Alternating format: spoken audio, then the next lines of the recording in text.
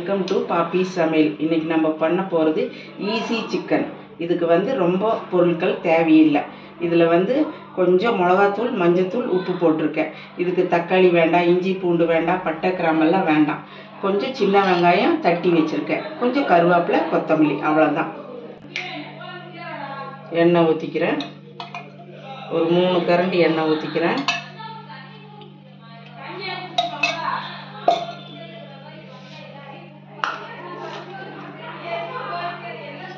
கொஞ்சம் கருவேப்பிலை போடுங்க.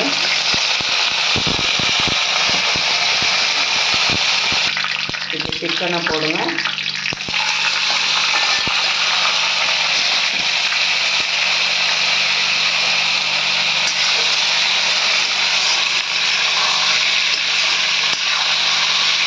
சிக்கனை போட்டு நல்லா வதக்கி விடுங்க.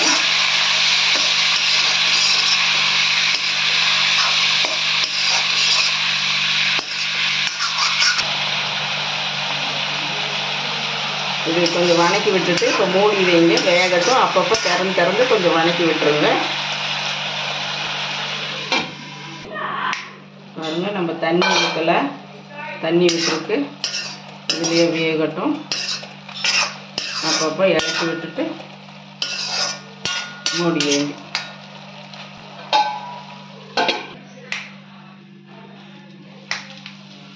இப்போ பாருங்க, இது ஃப்ரை ஆயிடுச்சு. இப்போ நீங்கள் இதை ஒரு இதில் மாற்றி வச்சுக்கோங்க.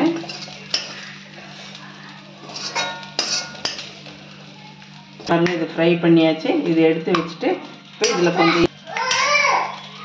கொஞ்சம் எண்ணெய் இருக்குது. இப்போ இன்னும் கொஞ்சம் எண்ணெய் ஊற்றிக்கிங்க.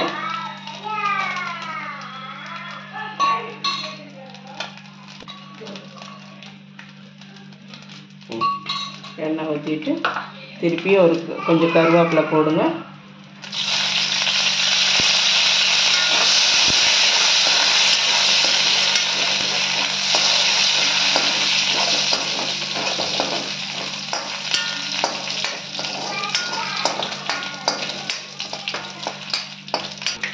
கருவேப்பிலை போடுங்க. இப்போ சின்ன வெங்காயம் தட்டி வச்சுருக்கேன். இந்த மாதிரி தட்டி வச்சா போதும், அதை போடுங்க.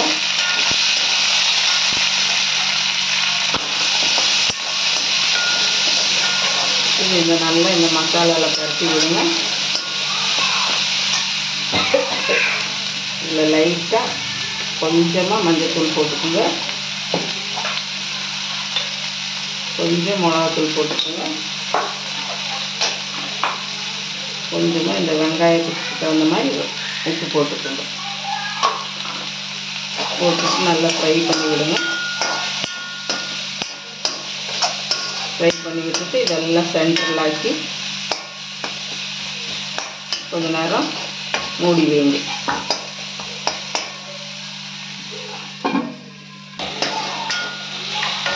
பாருங்கள், இது நல்லா வதங்கிடுச்சு. இப்போ சிக்கனை போட்டு இன்னும் கொஞ்ச நேரம் எல்லாத்தையும் சேர்த்து வதக்குங்க.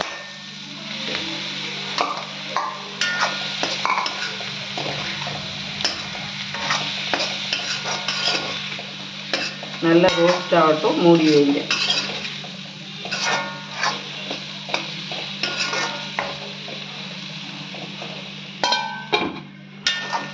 பாருங்க எப்படி இருக்குன்னு. இன்னும் கொஞ்சம் நேரம் ரோஸ்ட்.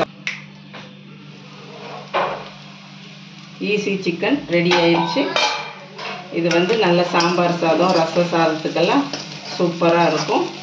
அடுத்த வீடியோவில் மீட் பண்ணலாம். தேங்க்யூ.